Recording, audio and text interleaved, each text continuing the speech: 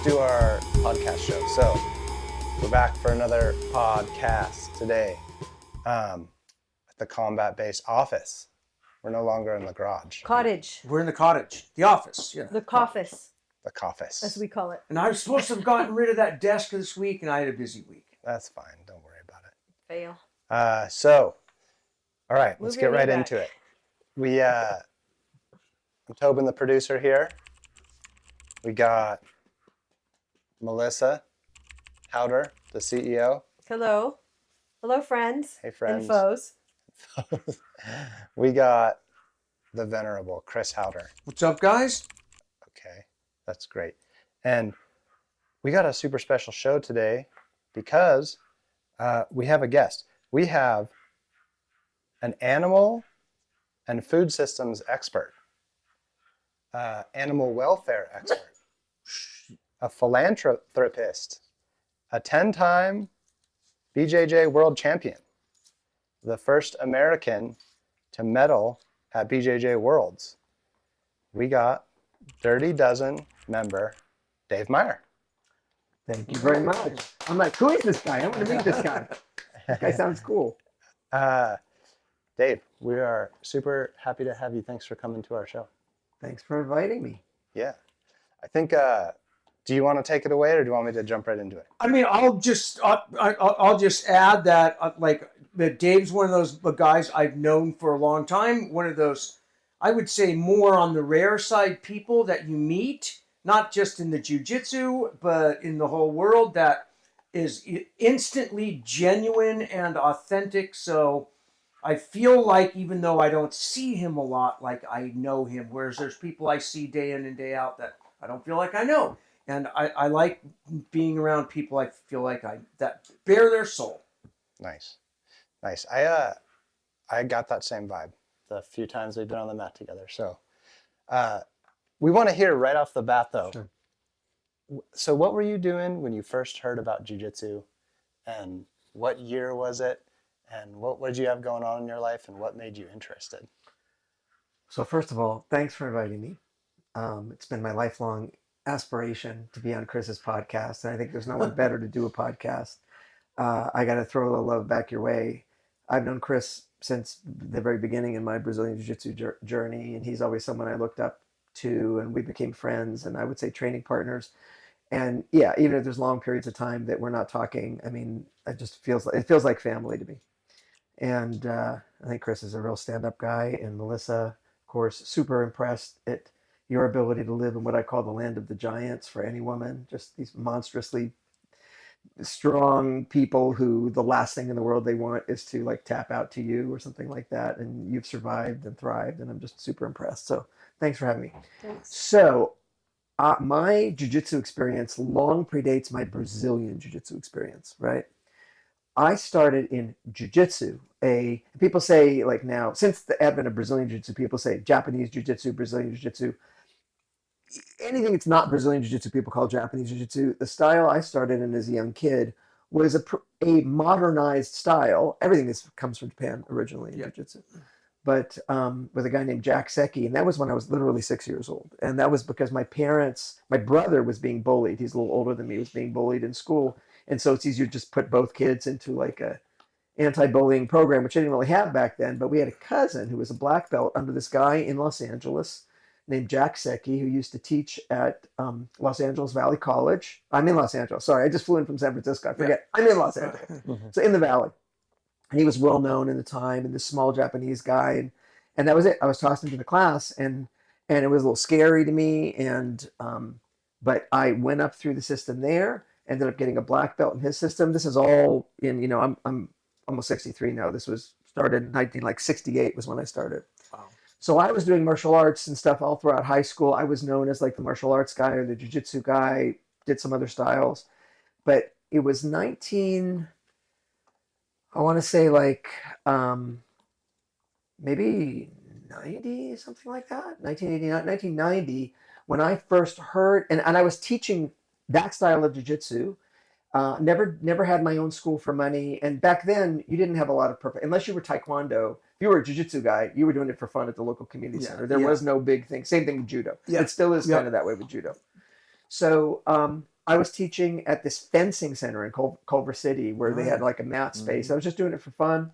And I'd been teaching for a number of years in different places. And a guy walks into the room and is watching me. He's got this weird energy vibe around him. He's like a big, strong guy, looks athletic, just kind of sitting there watching, not saying a thing. When class is over, I'm like, hey, how can I help you? He goes, hey, can I grapple with you? And I'm like, sure. Like, let's go. I go, you have any experience? He goes, oh, I've been taking some lessons or whatever. And he was bigger than me, and he was athletic and strong, and I had a tough time with him. And I remember, like, we were rolling around a bit. I'm like, Jesus, this guy's good. This guy's strong. And eventually, I got on top of him into what we call the mount, what I would have called tate shihogatame, a four-corner hold, and then was able to get around and choke him out. And so afterwards, I had his respect. We talked a little bit. I said, so how many years have you been training? He goes, no, I've been training for 6 months. And I'm like, what are you talking about? And he said, yeah, I've been taking private lessons from this guy named Rigan Gracie. Have you ever heard of him? And I'd never heard of the Gracies. This was long before the UFC.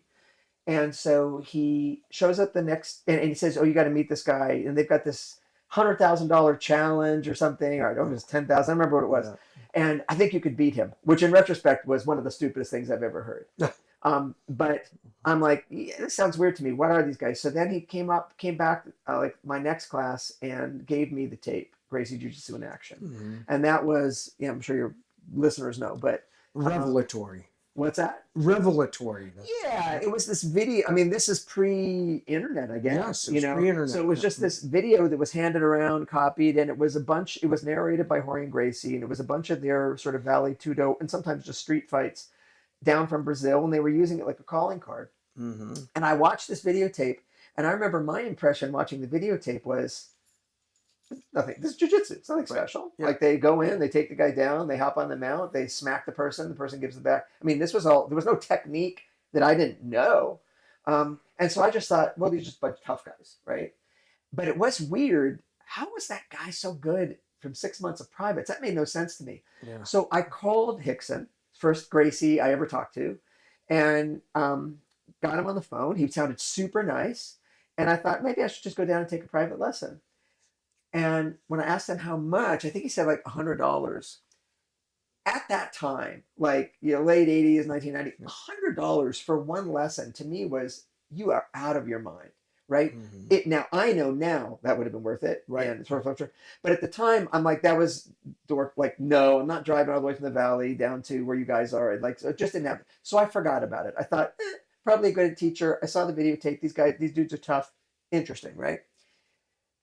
Then this guy starts training with me, whatever. And then like a couple months later, one of my former students, a perfectly nice guy, comes back and says, hey, I've been training with this guy, Rigan Machado. He's one of these Gracies. And I'd heard of the Gracies.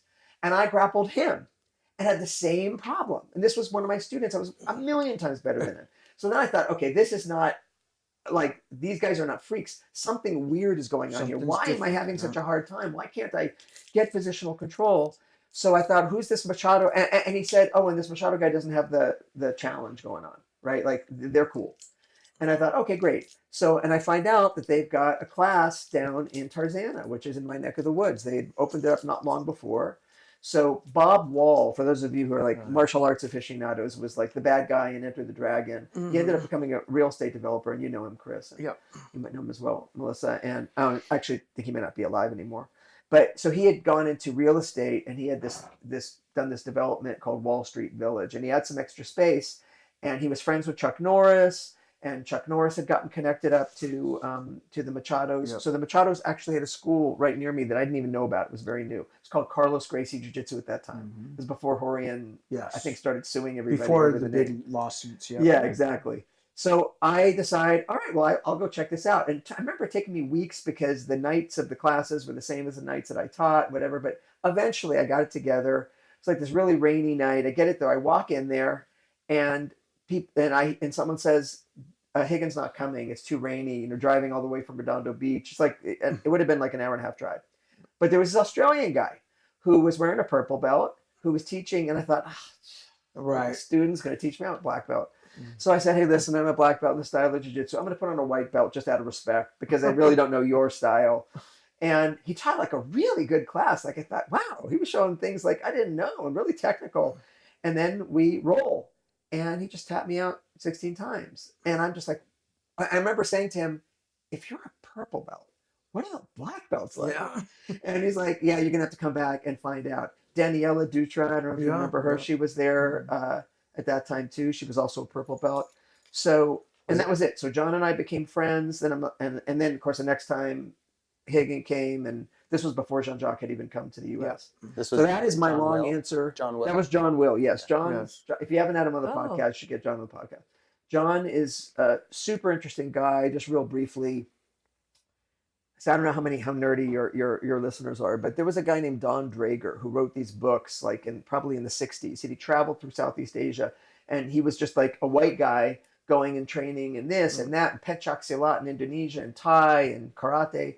And John is sort of following along the lines of the Don Draeger guy, because he was, when you're in Australia, a cool thing about living in Australia is you're like pretty close to Japan, China, Thailand, Indonesia. Like you can go train in these exotic places and all these exotic martial arts, and it's not that big of a deal. It's like us going down to Mexico or something. Yeah.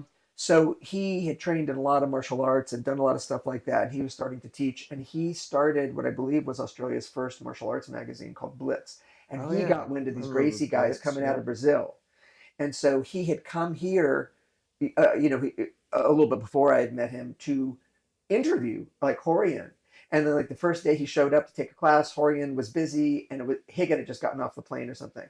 And so he ended up meeting Higgin. So he became, and then went back to Brazil. So he kept coming out here, like he would come for a month and then take a dose and then come back. And so I just happened to catch him when he was out here hanging out from Australia for a couple of weeks or whatever with his Melissa. Oh, okay. Yeah. And and we just became immediate friends. We're still very close friends. In fact, I'm going to be in Australia in a couple of weeks, hanging out at John's place. That's very cool. Yep. John Will and John Donahue are the first two Australian black belts. Right. That's right. I think John's actually the first, and John brought, he was, I believe, the person to first bring any Gracies or anybody out to Australia. Yes, he and he was, certainly has really promoted Machados out in Australia. Yes, he He's has. got his Machado Association. John's a really interesting guy. He's got a very broad, sweeping knowledge of martial arts. He's done stand-up stuff. Yep. He's done grappling, obviously. He's done all kinds of grappling. He trains like all of us do, military and stuff like that. He's interesting. I've learned a lot from him about sort of how to instruct. I liked his class style too. Yes. Yeah. It's a very organized way. Like, but younger me was so unorganized, and like when I would watch like a John Will style, like I'd learn tips like, oh yeah, show it in this order and do that, because, I mean, Horion was fairly organized, but I didn't find much organization with the other guys back then. It's funny. I would say like there's a reason the Brazilians don't have a space program, right? It's like they're not exactly, Right. I mean, they're amazing fighters and wonderful people, but yeah, that's not their thing. And still today, I think most classes, and that's fine. That's how I learned. I mean, Yes. get good. You walk in, the instructor kind of teaches whatever he wants, shows it, you do it. Right. Maybe it's not quite as, I would say, bad as like a traditional Japanese instructor where they don't even say anything. They just walk in, demonstrate it 3 times, and walk off the mat, and you bow down, and now you're supposed to like suck it up. I mean, kind of like the term all the young grapplers are into, ecological, right? Like I'm some not of us so older into guys, that. I roll my eyes because like, yeah, we were doing that back then. But Yeah, it's I more mean- specific training, and I think that the way that we all learn jiu-jitsu, maybe it wasn't the most efficient way. Yeah. Look, It was what it I think was, it right? is what it is. was. Yeah. And I think it's great that people are still experimenting with how to teach. I think that kind of training, I've talked about it with John a little bit, call it sort of live drilling. And I think there's a place for that, but I do think there's a place for actually showing I think technique. so. Yeah. Like, don't learn things. So yeah, John's style was like going to show a technique, break it down into maybe 3 main things, and just say like, here's 1, here's 2, here's 3, let's do it. Show the main key points. Don't go into too much detail the first time. Don't blow everybody's brains. Get everybody lined up. So you got your partner, you're all facing the same way. Everybody do step 1. And that way you can see, Joe, you got the wrong hand. Yeah. Fix it right away. 2, 3, 1, 2, 3. We all good? Everybody switch. 1, 2, 3, 1. then let people start doing it, because otherwise people are practicing it wrong, Yes. and they'll practice it wrong 15 times until you get around and say, hey, Joe, you're doing it wrong. And now they have a bad habit. And yeah, exactly. So that I really appreciate that style of doing things. But he's also a little militaristic, like Yes. A little too regimented, maybe. Yeah. It just Some depends. You know, it just depends on what For you some like. people, Yeah. some styles. Like I Yes. know a guy in here who like says, I only like to do this ecological thing. I don't like to do the step-by-step training. Whereas I like to do it all. I like to expose myself to me as too. many different styles of teaching and learning as possible, and then hope something sticks. Yeah. Which might not actually be the most efficient way either, because maybe it would be more helpful to think, how do I learn best, and go seek that out. But Well, that's it's not true. as fun. Different people learn. Different people learn in different ways. Yes. And, you know, you raise a really interesting question. We could talk for 1,000 hours, but just picking good teacher. I mean, most people just pick the local school. Mhm. But you know, somebody who is at least for one around your size, Yes, right? that So helps, whatever yep. kind of works for them is going to work for you. Somebody who communicates well. You know, there's definitely a difference between someone who's good at anything and someone who's good at teaching that thing. That's true. Yeah, you make Two a good different point for things. women Huge. learning from women too, which I did. I was fortunate enough to, as a white belt, take private lessons from a woman my size, like Cindy not- Matsu, and yeah. Cindy, and not Yeah. a lot of women have that. No, that is more possible Ability. now because there are Mhm. more women in the sport now, and that really helps. But yeah, exactly. So spend a little time, well, free advice. Spend a little time finding who might be the right instructor for you. The teaching style, obviously, a place where you feel comfortable, where you're not going to get injured. But there is a difference between someone who's good at doing something and good at teaching it. And you can see that especially in Brazilian Jiu-Jitsu. Get some world champion guy, they may not even know what they're doing because they're just so Good. they're so good Mhm. and they've developed it, you know, a certain way. Comes And they've got easy a to them game. too. When something Exactly. comes easy to someone, I feel like it's harder for them to break it down and explain it to someone That's who right. it doesn't come easy to. That's right. Which is why I'm a good teacher. Yes. Nothing comes All of easy us. to me. Somewhat- Not even All of us podcasting. somewhat learning disabled. No, I think that's very true. Yeah, like one of the things that I've always observed a little bit, just in the last couple of years, I've really observed, and part of it was like when I would be learning from Hickson, like he told me to like get the essence of the move, right? And like I realized that black belts, all of us, we do things that we're unaware of that we're even doing, and then suddenly, when I'm with any other black, I see them like, oh, he's not even aware he's doing that perfect.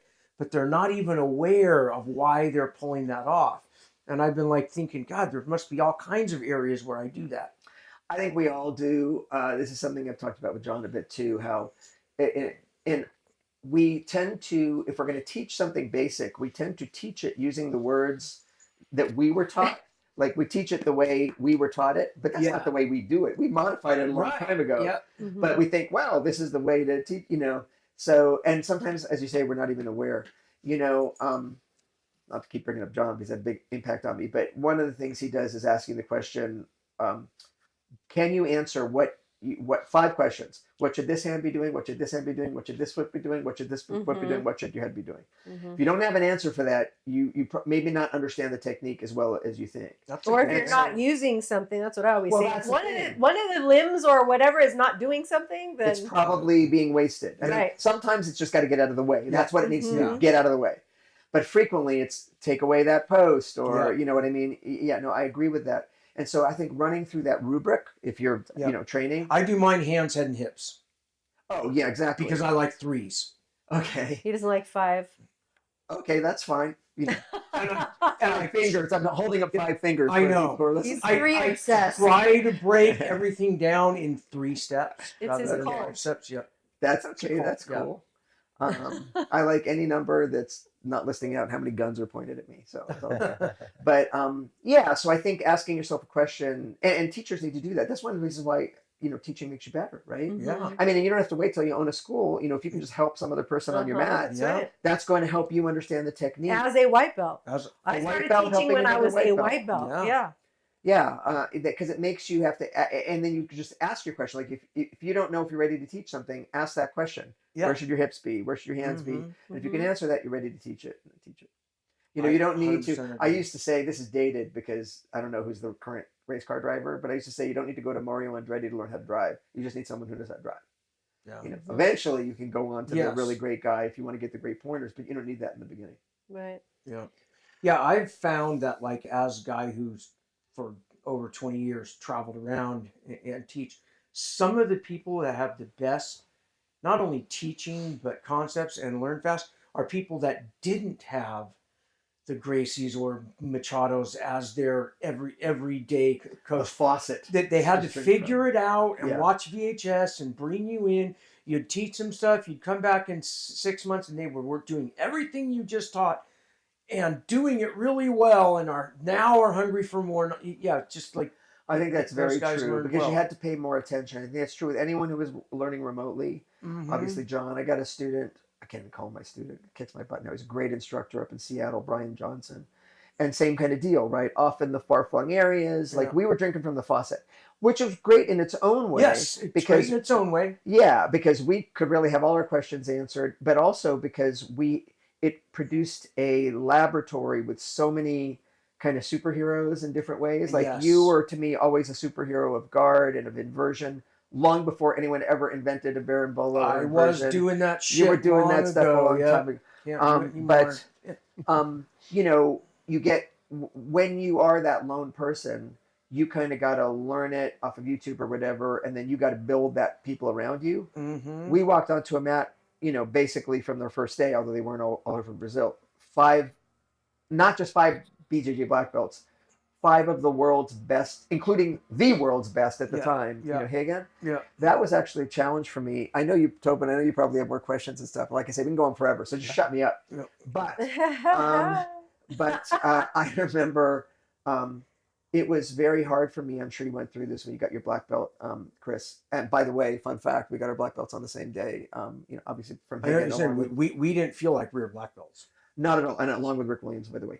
Not at all, right? Because you got Machados, That's the Gracies, thing. and then us. Are you kidding That's me? Yeah. exactly what it was, you know. Or when I did the first, you know, couple of competitions, I'm like, oh my God, you know, we're going to get slaughtered. Like, and when Bob, you know, at a Yes. brown belt beat Marcio or whatever. Mauricio yeah. Fitosa, Yeah. And who was an unbeaten guy yes, at that time. who was their That to me was undefeated guy. Yeah. like, The wait, hope. Americans can beat Brazilians? Because Mhm. on our mat, it rarely happened unless some Brazilian guy came over, you know, like that. Our coaches, we thought everybody was that good. And it Yeah. really took me to learn, like, no, they're the best of the best. An average Brazilian Jiu-Jitsu black belt is very good, Mhm. but we were above average Brazilian Jiu-Jitsu black belts from the start. And once I kind Yeah. of realized that, got my confidence up. Me too. I remember Jean-Jacques saying to me, you're good, David, but when you realize how good you are, you'll be better.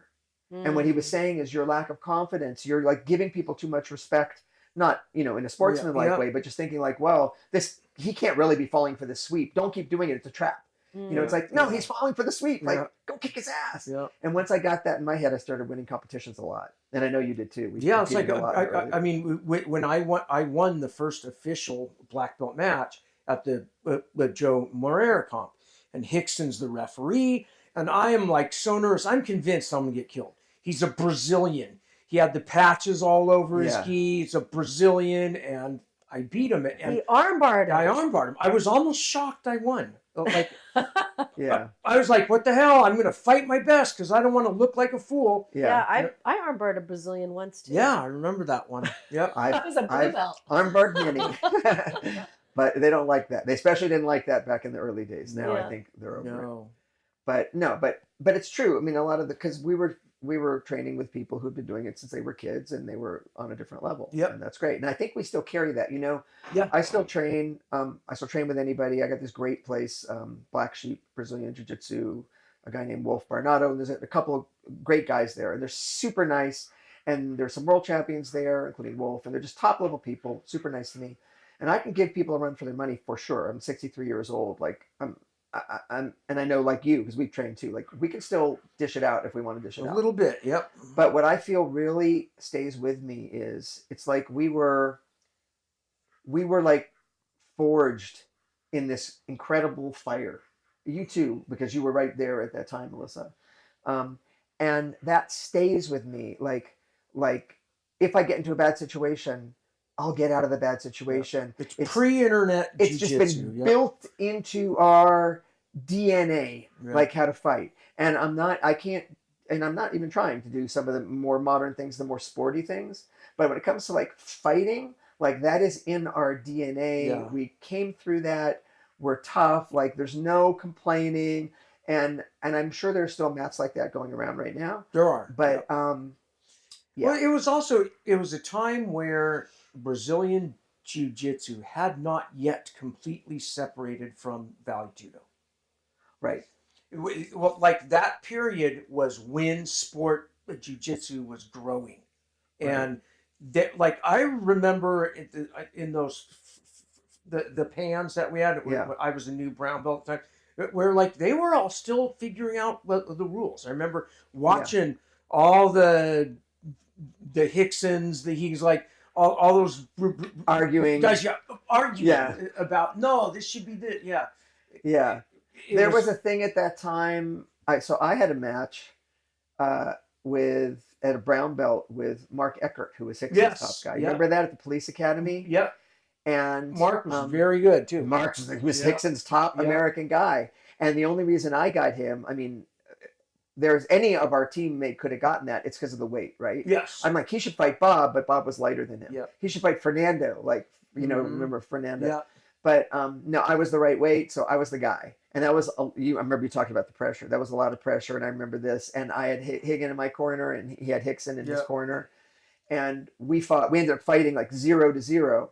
But the rules at that time, you'll remember, I don't even think they had anything called advantages. No. And it was just this sort of thing like, and they pull you back on the mat. I think they still should do that. I like, do because too. it's, you watch this crazy thing of people arguing whose hand was there, just drag them back in the center and people start running, just But anyway, that's an aside. But there was this thing like, if you were on top more, if you were like more passing the guard, because that was from, it's a better striking better position. for a fight. Whoever was on top more. Exactly. Unless that guy was in constant defense from a really wicked guard or something like that. And that's what happened. I played guard and I was attacking and it was truly 0-0. Yeah. And I remember Joe Morera was the ref and he didn't know how to call it. Yeah. And everybody was screaming and Mark, David, and Higgin and can you imagine poor Joe Morera with Hickson in one ear, Higgin in the other? You're like the gods of the sport. Yeah. And I remember we were just sitting there in what Jiu-Jitsu was called in Japanese Jiu-Jitsu seiza, on our haunches, right? Yeah. And I look over at Mark. I hadn't said a word to him, and I just look over at him and I said, "I hope they don't give us overtime." Because I was so tired, and he looked at me and said, "I hope so too." And then we shook hands and we agreed it was a tie. And he ended up raising his hand because Hickson had more of a family clout. But anyway, I digress. What do you want to talk about, Tobin? Yeah, that's all. turn. That's it. Go, no, Toby. that's it. So you find jiu-jitsu like that. Yep. And then did you just sign up at Keegan's and start training there? How did that go? So after you figured it out, you just started going all the time? So I had my mind blown. First by John Will and then by Higgin. Yep. So my first time rolling with Higgin, and anybody who's rolled with Higgin has had this experience. It's like, what the? Can we say bad words on the podcast? Yeah. What the fuck is going on? Like, I know how to fight. It was magic. It was truly felt like magic. Yep. It was exactly like gravity doesn't work anymore. Like, what is going on here? And I remember the first time I rolled with him, he wasn't using his arms and he was triangling me. Without his arm, like not using his hands, he was playing with me, he was toying with me, and he was my size. Higgins a big guy, at that time, he was my size. We were both like 185 pounds. 185, 190. Yeah, and he was so smiling and friendly and my friend and this like stuff, and he was just beating me, and I'm like, what is going on? Right, with zero effort.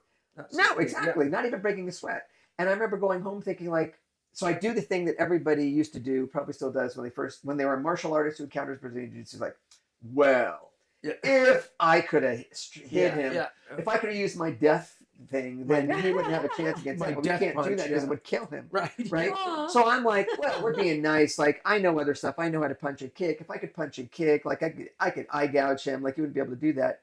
Then I trained with him again the next time, and it occurred to me, No, I couldn't. Yeah. He's in complete control of me. And guess what? If we say eye gouging are legal, he can do it too. Yeah. And he can do it 10 times better than me Yeah. because he's in complete control of me. Yeah. Yep. Right? Like anything I can bring to it, he can bring to it too. And it's all going to work better for him because he's in complete control.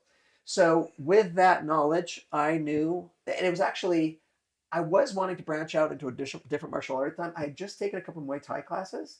And I was really into like Thai kicks, and just I thought, oh, this is cool. This is going to be, because I had done kung fu, and I had done sparring. I had done even some full contact sparring. But the way the Thais kicked was as different as the way the Brazilians were. It was just different. It was different. Yeah. And so I felt like I'm a good fighter, but there's areas where I can grow, and I'm tired of just teaching. I want to grow, and so I was about to sign up for a Thai when I walked into the BJJ class.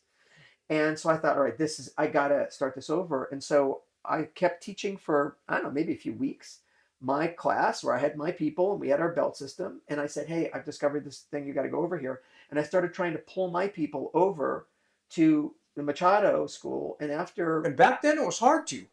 People didn't want to do it. Well, that's another story. Other jiu-jitsu people for sure. But my students would basically listen to me. It was just more like, could they drive to the valley? Because this was in Culver City. It was about an hour away.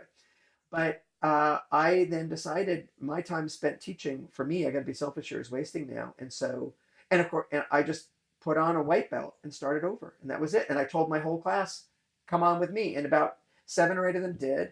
And that was helpful to the Machados to get like an influx of extra students at that time. We brought them some and early students. They were all super impressed. Like, man, you're just going to put on a white belt and close your class and start over. But A, it wasn't my livelihood. Right. But B, like, of course I am. Because I can't beat, like, with my lifetime of jiu-jitsu experience at that time, I could sometimes tap out the average blue belts. Right. I certainly couldn't tap you out. I think you were a blue belt at that time.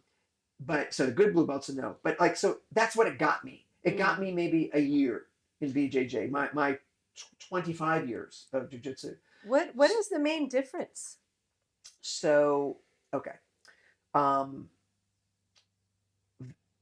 Brazilian jiu-jitsu, especially at that time, right? Very, very focused on the ground, very focused on control. Other styles of jiu-jitsu, first of all, a lot of them weren't being practiced in a sport format. Yep. So it was like, you grab my wrist, I do the escape. You hold my collar, I do the throw, right? It was with a submissive opponent, which is fine for drilling and learning a technique, but then there wasn't a lot of formats to apply it in sport. There's no laboratory. And there wasn't exactly the laboratory. And so it was more discrete techniques. You do this, I do this. You do this, I do this. And I can still do that today, and it all still works. You grab me in 16 ways, I can get you in 16 different joint locks. That's fine. Or throws or whatever.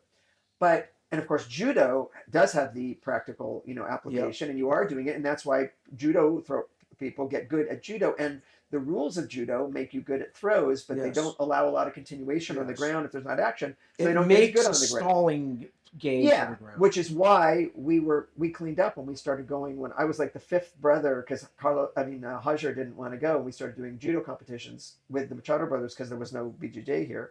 We went to judo competitions. We did really good. We just dragged them to the ground and tap them out there. But and they hated it. They hated it. They hated it. They absolutely hated it.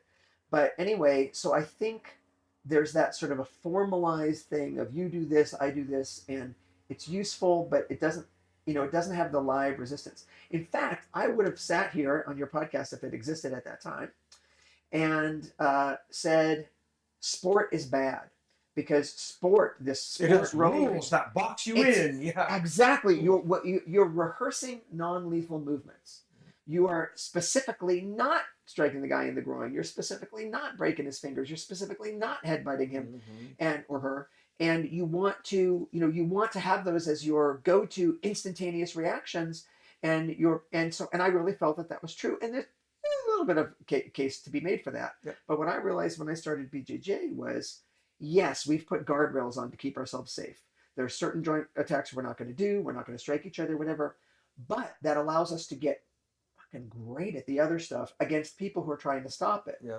And as long as you continue some measure of training where you're still practicing your headbutts against the bag, you're still practicing your live explosive stuff, you're kind of negotiating, setting someone up and getting out the first strike, all the stuff we're not practicing in jiu-jitsu, keep that sharp.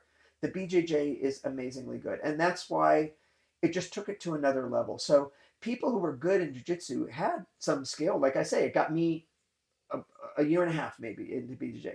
And there were other guys who were very, very good. There's very competent jiu-jitsu people who are not Brazilian jiu-jitsu. But BJJ, it's something about the way it's practiced and the flow and the sport and the depth. I think the way it's evolved, just the depth of angles, it's just on a different level that way. Yeah. And now many other arts, of course, do that and have incorporated it. Mhm. Yeah, I think like with one of the analogies I love, because I was like thinking of learning the jujitsu is either like learning how to swim, playing chess, or a language. And the traditional arts could memorize a phrase even with an accent, but they couldn't communicate. It was this thing where with jujitsu, you learn the art of communication with an opponent, like where you can rapidly adapt. You're not just memorizing, oh, arm goes here, I put my arm here. It was like, it It's has not a kata. it's a real timing, Right. real energy that you cannot get unless you do it. Yeah, and I think so you develop the techniques that way, again, with the constraint that yes, you're not if you're just doing jiu-jitsu and if you're just doing sport jiu-jitsu, you're not paying attention to strikes and other things like that, which you should, or multiple opponents or just all kinds of stuff. If you're a complete fighter, I think there's a lot of things you should be doing off the Yep. Brazilian jiu-jitsu mat. Yep.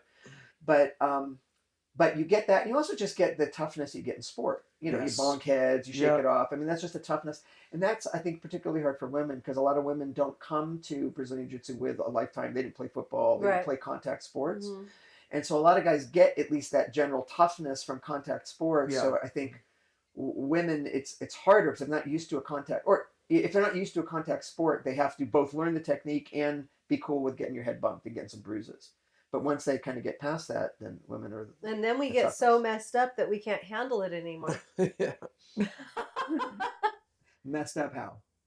Just concussions. Melissa and Oh, things. yeah, I'm- get I'm injured, of significantly messed up.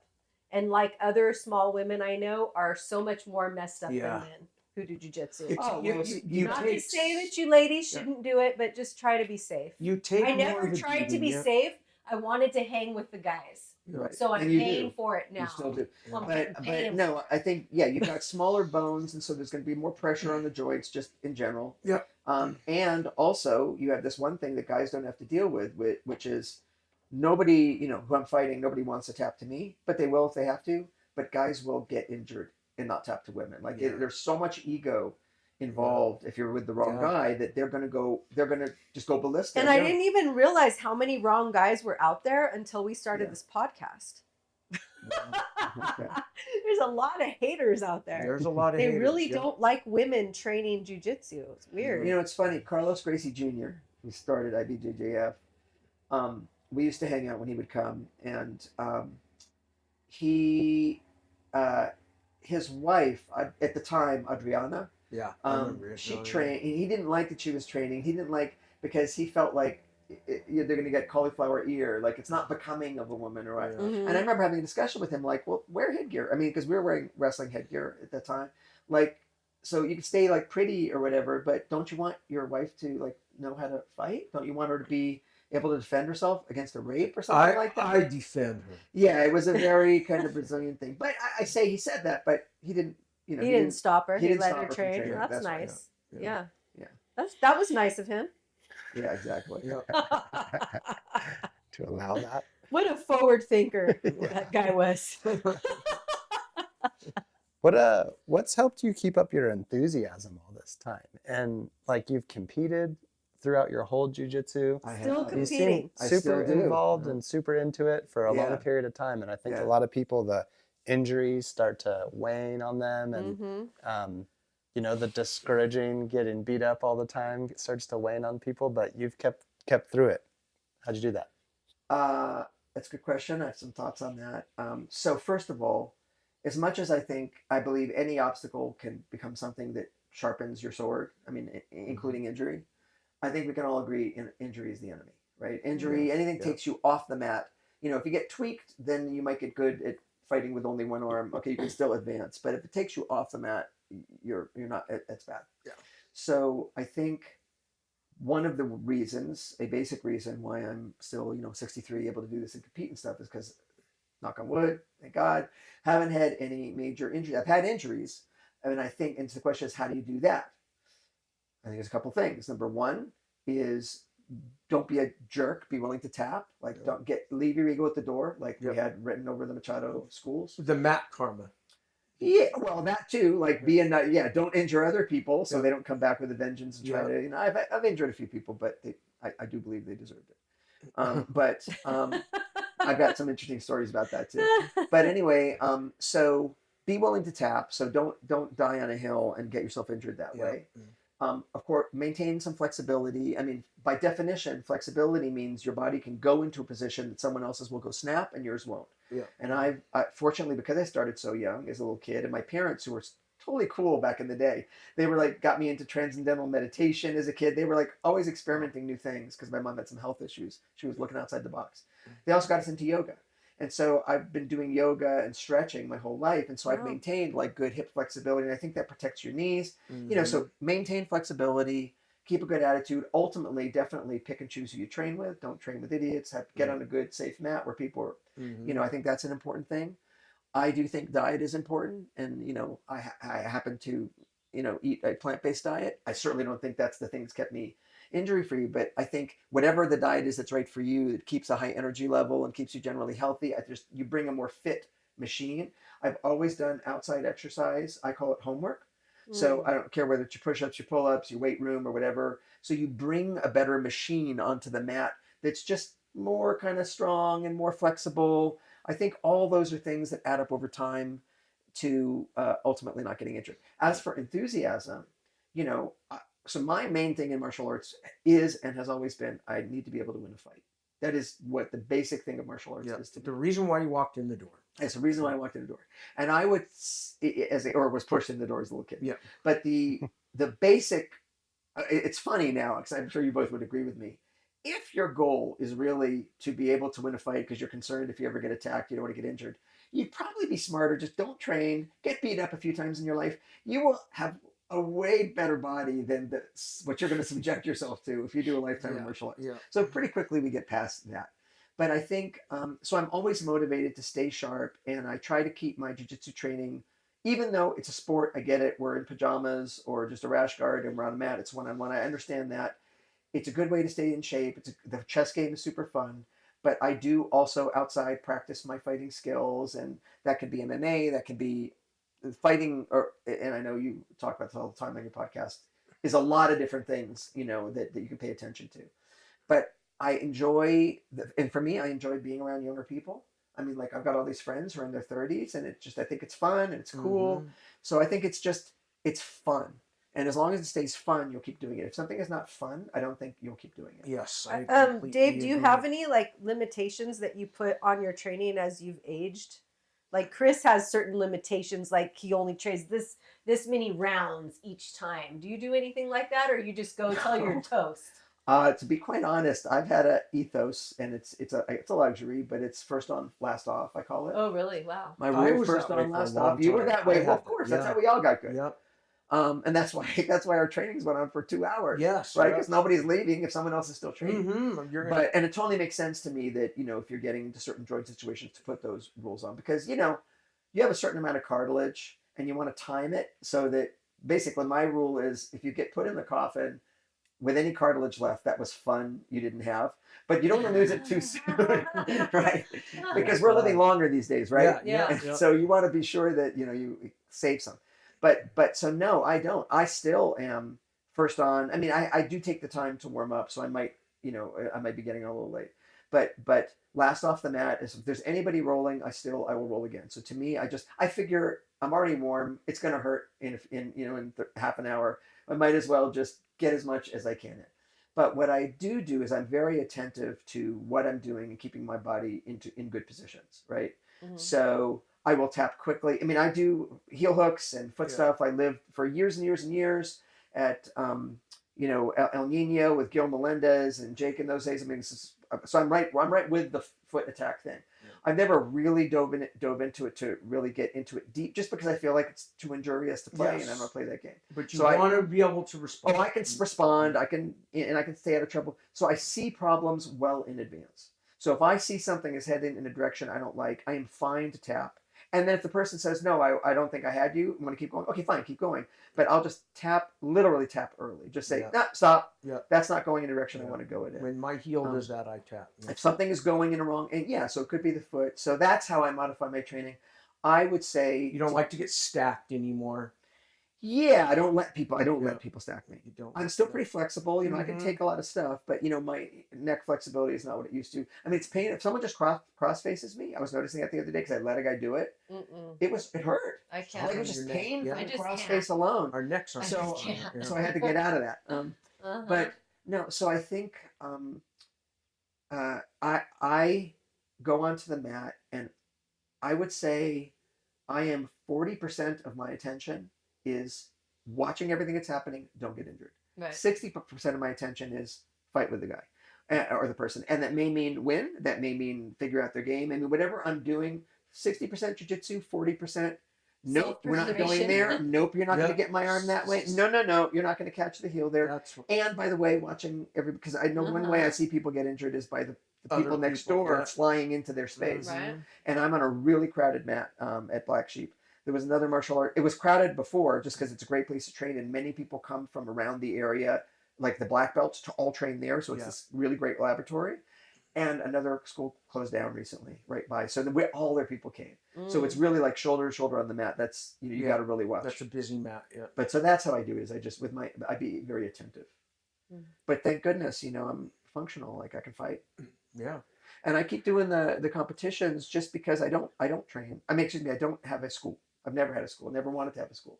My passion has been animals, right, and animal welfare and things I do for this cause. So I didn't want to have the thing I love and it's fun for jiu-jitsu be my daily bread and butter. I was kind of the same way. So I have lived off of the graciousness of people like Chris and Higgin and anybody who's put in the hassle to, in their own way, set up training. Or if someone's in a professional school somewhere, let them pay with the insurance. Let them deal with all that. I just want to come in and train, and I'm happy to pay. But so I've like benefited from being able to just come in, go out, because that's another thing. If you're teaching a class, you do have to be on the mat. Easy for me to say, I will train the first one last off. But guess what? If it's Tuesday and I'm still like feeling it from Sunday, you can take a day off. I just don't train. Yeah, I'm not the teacher. Yeah. So I get to modulate it that way, in a way someone who's teaching on the mat with a schedule does not get to modulate it. Right. So that's a whole different thing, and important for me to realize too. I have that luxury. Yeah. But so for competing, that is the thing that kind of gives me something to work towards, right? That's always been my, okay, well, I don't have to show up to teach class, but I do have to go do competition. And I am thinking about like stopping just because I've won enough. And there's a lot of great guys out there still. And the people I compete, if I compete in my age, which I don't have to, I can make it tougher and go younger.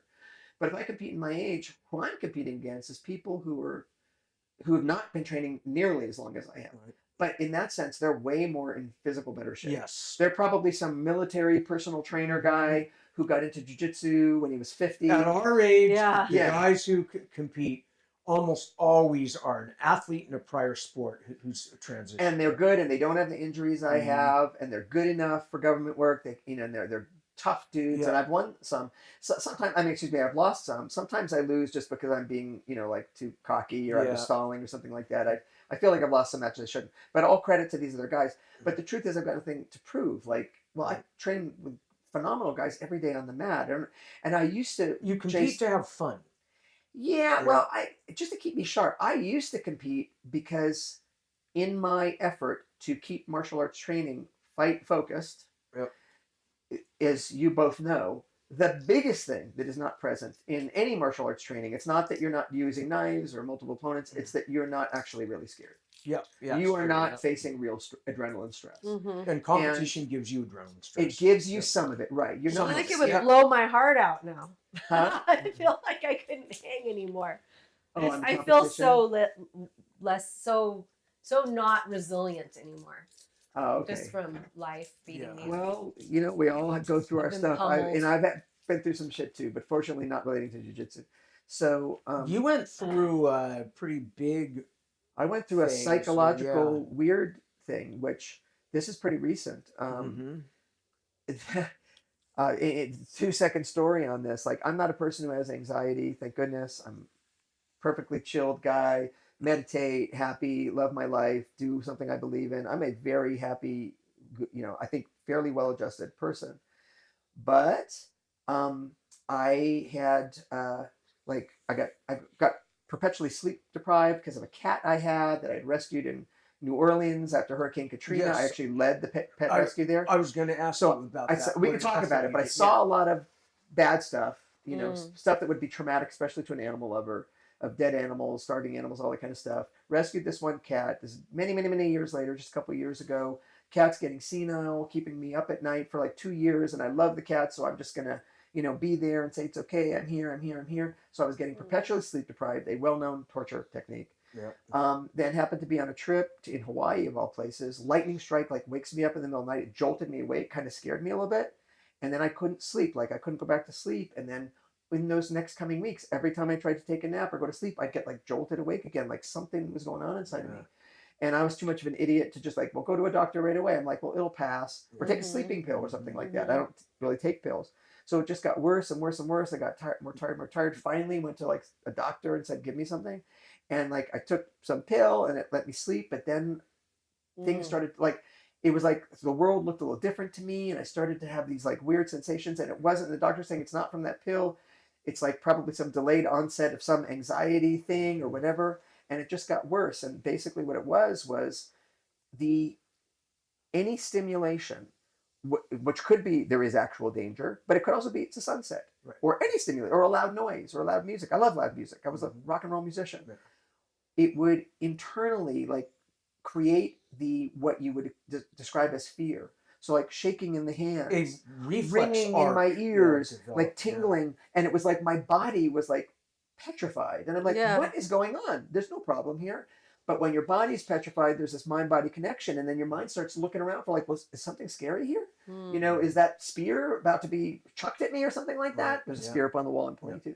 There's a lot of weird shit. And for those of you who are listening to the podcast, you got to go onto YouTube and look at what's going on in this room because there's a lot of weird shit going on in this room. But anyway, so I didn't go nuts. Like I understood, no, that's not a problem. But nonetheless, it became so hard on my body. I couldn't train. I couldn't go on airplanes. I couldn't do a lot of things because it was just intolerable. Like I would be shaking.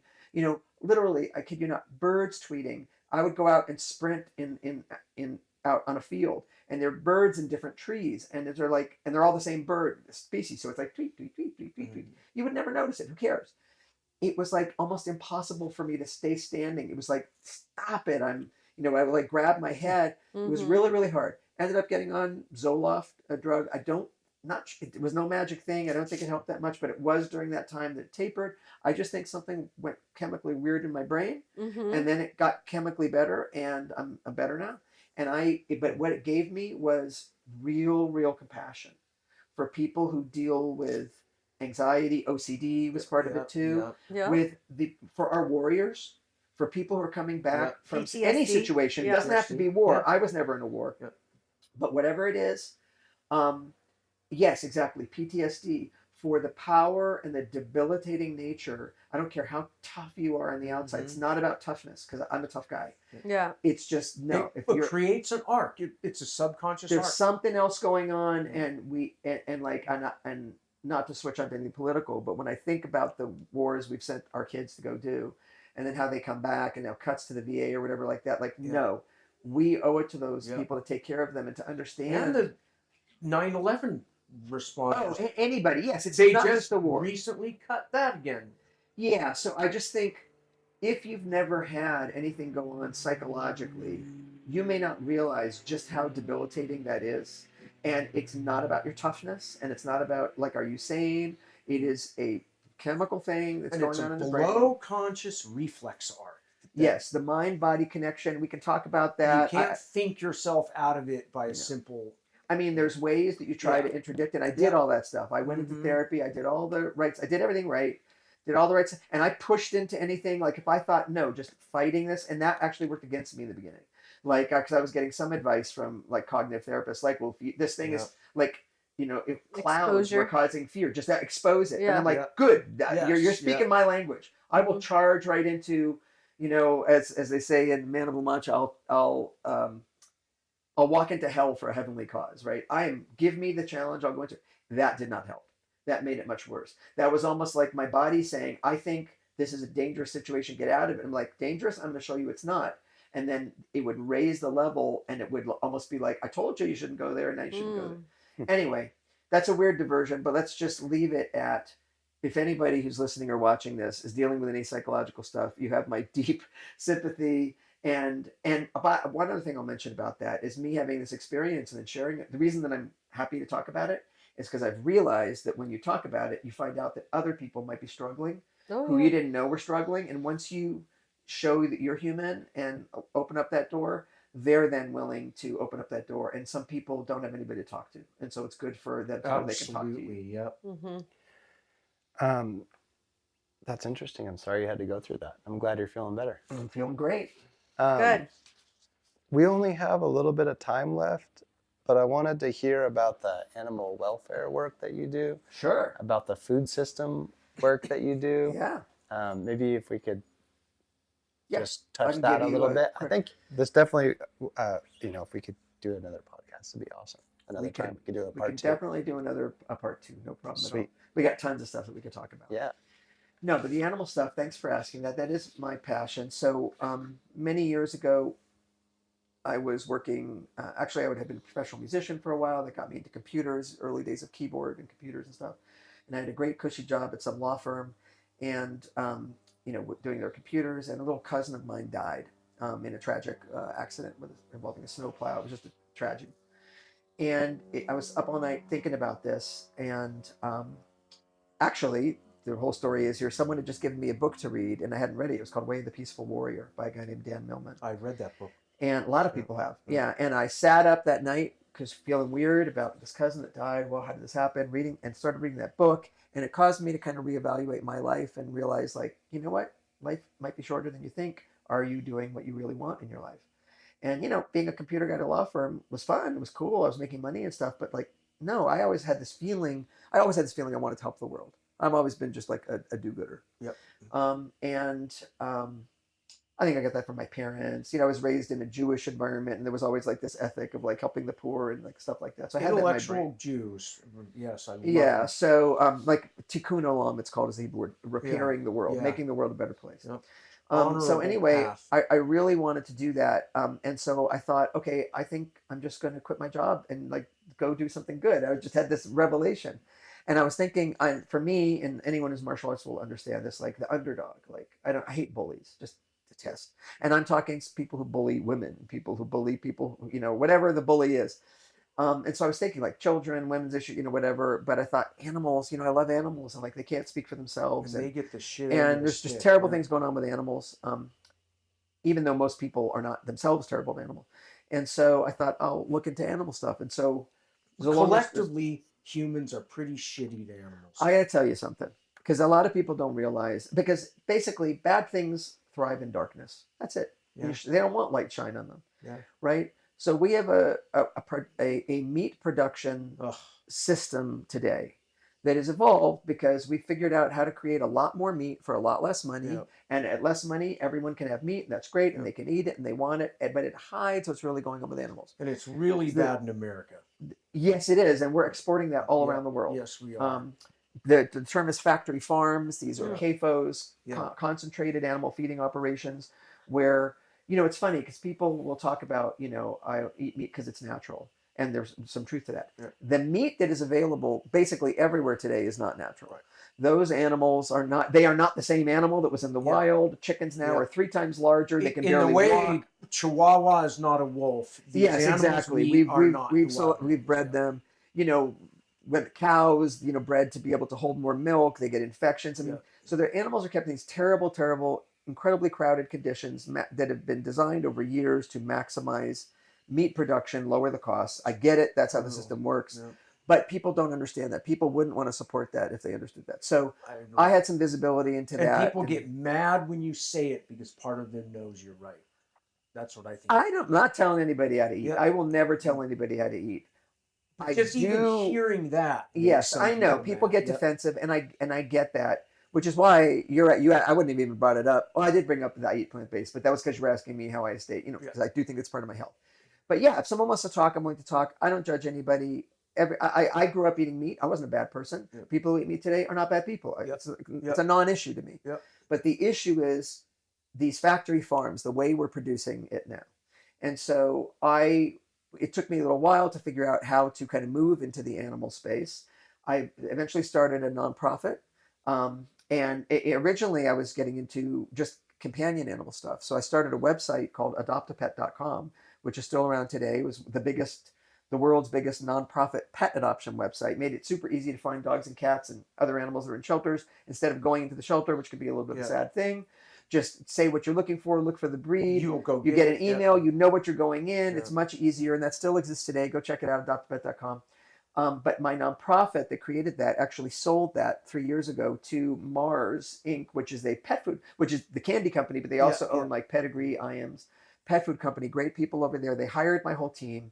That brought a whole bunch of money into my organization, and then I pivoted into like the food system stuff. And so I would call it, less and better meat, or just more sustainable ways to give people what they want, but give it in a way that it aligns with their goals. So I'm very into right now alternative proteins. They're having a bad day right now. Plant-based meats. We could talk about this forever. Yeah. They're not bad for you.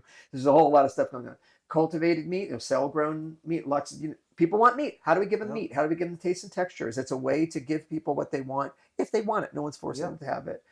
A lot of other things I'm involved with that is very non-controversial, but I think would be very good for the world and good for animals. The sad truth when it comes to animals is this is the worst time to be alive if you're an animal.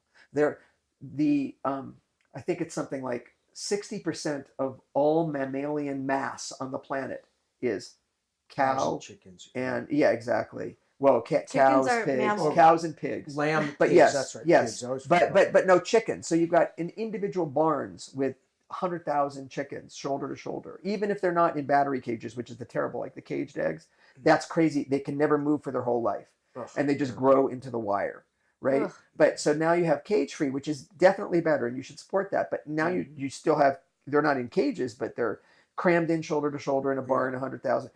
So it's just disgusting, the stench. Free range? Free range, yes, is better, right? So you can find this stuff if you look for it, but it does cost more, and that's, and the government subsidizes it. We can talk about that another time, but the bottom line is most people are good people, and they care about animals. Most people do not want any kind of cruelty to animals. Or get your own chickens. Get your own chickens for sure, for eggs, if you can do that. Definitely, though, I'd love to definitely our food system does not align with what most people say, I believe. It's more they would, ethical, if, Paul McCartney said, if slaughterhouses had walls, more people would stop eating meat. And that is very, very true. It's just disgusting. If you see that, so I'm not saying don't eat meat, but I'm saying do ask your grocer, do pay attention, and maybe cut down a little bit, might be good for your health. No, I overheard this a couple of years back. I know that there was a group that they would pretend they needed the job to get hired in there, bring in cameras, expose it. And of course, the meat industry is powerful with a lot of money. And that they've tried to make it illegal to. They have made that illegal. Yeah. So there are very committed people out there. There have been different groups, and they've been portrayed as terrorists. They're not terrorists. They're animal lover, nice people. They would not harm a fly. What they're trying to do is expose, the truth. And so, yes, people would go and take a camera, get a job, and film to show what you're not able to see. Yeah. Newsflash: if you go to any store and say, "Where'd you get your meat?" I'm going to call them up and say, "I want to go see how the meat is created." You're not getting a tour. Yeah. Okay. So, and if you are, it's some kind of crazy white glove tour, or something like that. So they would go in and film that, and yes, then laws have been passed that have made that a terrorist activity. So you can't you can't get hired under false pretenses. You can't film. You can't, there's what's called ag-gag laws. You can't even disparage. If I were to say a particular product of meat is, contains salmonella or something, and if that's, or if I were to say something about products that it is disparaging, I could get sued. I could get sued for what I said right now. I don't think they would do that just for saying, because it's so general. But it's designed to just chill people's ability to speak the truth about what's going on. And when you have a situation where people are passing laws to say you can't tell the truth. I'll tell you what, you want to go see how your broccoli is grown? No one's going to have a problem. You can walk out onto the field and see how your What broccoli about all is the grown. pesticides, Right. Dave? We But you can't can eat see it. anything. You That's can how see I it. I know. feel. Well, that's true too. But I'll tell you what, that's one of the reasons, that the animals that eat all the grains that we grow to feed to animals, that those pesticides get concentrated in their Right. body. So now you're eating a concentrated dose when you're eating the flesh of that. Like There's a eating lot of interesting points. lobster out of Long Beach Harbor. Oh yeah, Yeah, exactly. So yeah, we've manipulated our environment in a lot of ways. In some ways it's amazing, it's great, but I think we've gotten to the point where, you know what, folks, I think we've broken the natural system enough that we need to take a step back and maybe figure out how do we do this humans are smart thing and get all the fun and the tastes and the textures and everything we need in a way that is sustainable, that's not going to just totally fuck the planet. Yeah. That's my 2 cents. I agree. Nice. Well, that's super interesting and cool to hear about. I think it would be great maybe on a part 2 to get more into that, but I feel like we're just about out of time. One thing I wanted to mention is I'm going to start a podcast, Uh-huh. and I'm sure we could put it in the liner notes. Yeah. And it's Absolutely. and it's about principles from Brazilian Jiu-Jitsu that have helped me in life, Nice. in my building a multi-million-dollar charity, stuff like that. It's called Ageless Warrior Lab. So you can check us out on socials. By the time this comes out, there'll be Nice. something on Ageless Warrior Lab. And I'll, of course, have you all as my early interviewees on it too. But it's a little different than what you're doing here. But it's my attempt to put something good back into the world from my Brazilian Jiu-Jitsu. So I started watching it on a plane. Oh, I was showing you I might have sent you like a test. Yeah. So Rachel Carlson, who wrote Silent Spring. Rachel Yes. Carson. Carson. Yeah. Who basically came up with ecology, Right, the right. modern The modern ecological movement. ecological movement. Was a biologist before there was marine biology, and loved whales. Like that whole thing. Like, how much is that like? I'm just curious because I want to really watch that thing about her. So I'm going to be talking mostly about the principles from Jiu-Jitsu, like leverage or finding a tipping point or just all the things that we've learned through our lives in Jiu-Jitsu, and how that I take that off the mat and how that has helped me in business. I've had very much success in the nonprofit space and selling adoptapet.com for tens of millions of dollars, that kind of stuff for our nonprofit, but also just in life. But I'm sure at some point, if there's an audience and people are interested, because I have a lot to say about other issues entirely. Yeah. Like you say, ecology, the world, look, we could talk politics or whatever. But basically, the thing I know about is how Jiu-Jitsu has helped me and helped me succeed off the mat. And I think that there's so many generalizable things that once people realize, oh, that's a lesson that I've learned in Jiu-Jitsu, that will help my Jiu-Jitsu if I focus on that lesson, but also will help what I'm doing in life if I focus on that lesson. That's the kind of stuff I want to explore and bring out, and that's what we're calling it. And longevity is part of that too. That's why I'm calling it Ageless Warrior Lab. Let's do an exploration. That whole like the term the gentle art kind of takes a whole new meaning after decades in it, and trying to not get hurt and trying to reflect that in everything you do, a gentleness, right? That's kind of what I'm striving for now. I've always done that. People found my fighting and my animal loving is weird, kicking ass and saving pets or whatever. I don't find it as weird at all. To me, fighting is about peace and power are close friends. Yeah. Okay. You don't have power. You're not. If someone comes along and wants to take away your peace, you're gonna lose your peace. And know that clear line where you're not going the defender into the bully. And one of the things that I've observed in the martial arts world is some of the people running around there trying to teach people to not get bullied are kind of, in their own ways, are kind of bullies. I think there's a way to not seek violence, but be very comfortable with violence. Yep. I think that's what a protector does. That's what you do. You protect yourself. You protect your society. It's just my circle of compassion, let's call it, is wider than most. Most people, everyone takes care of themselves. Yep. Most people take care of their spouse and their kids. Okay. They might widen that out to their broader family and to their pets. Mine goes a bit wider and goes to all animals and all living things. I have a circle. Doesn't mean that I wouldn't save you before I'd save some dog or something like that. I can have a hierarchy, but I'll save the dog and I'll save the cow. And there's I don't believe that there's any reason, if it's not based upon someone's survival or something like that, if I have to survive, of course I'll eat a cow, sure. But- It's but kind of an indicator. Like one of the things when I met Melissa, the test was to see how she reacted to my dog. Oh, And people who would risk themselves for an animal is a good sign, right? absolutely. I'll trust that. It's okay if you people listen to this, watching this, don't like animals. I don't. It's not terrible. But Maybe a but it's dog probably attacked because you you just when you were haven't young. exactly, Yeah. or you haven't met the right dog or met Yeah. the right cat or whatever. Or you're like that. allergic. Or you're allergic. No, I get it. But it is definitely true. Or you're a clean freak. You can and you learn don't a want lot. pet hair all over your house. Actually, I think it was Gandhi. We can Is that how finish. you We are? can finish with this. Yes. We're going to float off into spiritual space. I think it was Okay. Gandhi who said the greatness of a nation can be determined by how it treats its animals. Mm. The least powerful Because they don't among eat cows. Yes. They The don't least eat How powerful you among treat you. the least powerful among Right. you. Yep. Are you an Ace Ventura Pet Detective fan? you. Yeah, sure. Who is? You don't know? Yeah, Jim no, Carrey. yes, yeah, I know. Yeah, who isn't? I say who isn't? Okay. Yeah. What's his name? Nice. Jim Carrey. Jim Carrey. Yeah. Nice. Great film. All right. All right. Let's Okay. wrap it up. Yeah, let's wrap it up. Well, just thanks so much for coming and doing Thanks, the show. Dave. And thanks for your contribution to martial arts. It's really important. And the world. And the Yeah. world. the yeah. animals. What a great honor. Like I say, you guys are family to me. Thanks everybody for listening. Do share this podcast, the overall podcast with your friends, because I've been listening to your stuff and there's so much great wisdom and so much great thinking, and it's so cool. And thank you for doing this. I really appreciate the work you put in to create such a fantastic thing.